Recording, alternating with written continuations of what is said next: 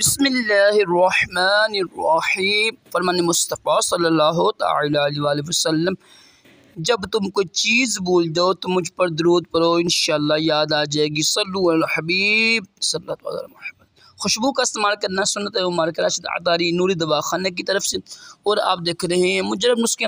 एक नुस्खा लेकर आया हूँ मसाने की कमज़ोरी के हवाले से। देखो, मसाने की कमज़ोरी हो ना, फिर सूरत इंज़ाल का भी मसला बनता है, जरियान का मसला भी बनता है, ठीक है, कतरे भी आते हैं और पेशाब का मसला भी बनता है।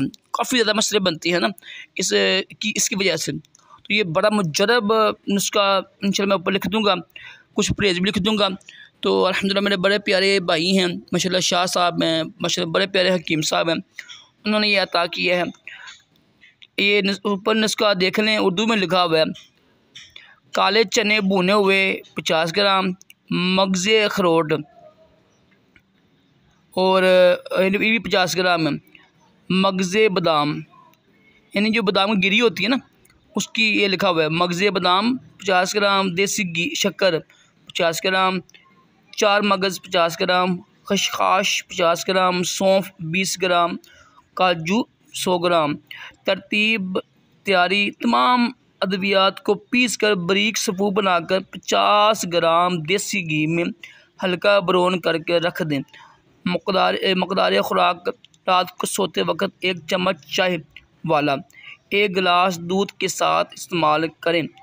इंशाअल्लाह मसाने की जितनी भी कमज़ोरी हैं ना वो ठीक हो जाएंगी। देखिए, मसाना कमज़ोर हो ना ये गर्मी की वजह से भी होता है और हिस्स बढ़ जाए तभी भी होता है, तो इससे बड़ा नुकसान होता है, ठीक है। जिनकी शादी होती है उनको तो बहुत नुकसान होता है ना, सूरत इंज़ाल का मसला। तो ये परहेज़ लिखा हुआ है, ठीक है। दाल चना, दाल माश, चावल, आलू, गोभी, शिमला मिर्च, तमाम बोतल ठंडी होती हैं, ठंडा दूध, ठीक है, तली हुई चीज़ें।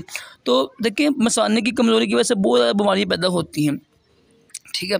तो बच्चों को भी दे सकते हैं, आप ख़ुद भी खाएं अगर आपको मसला कोई या किसी किस्म का भी।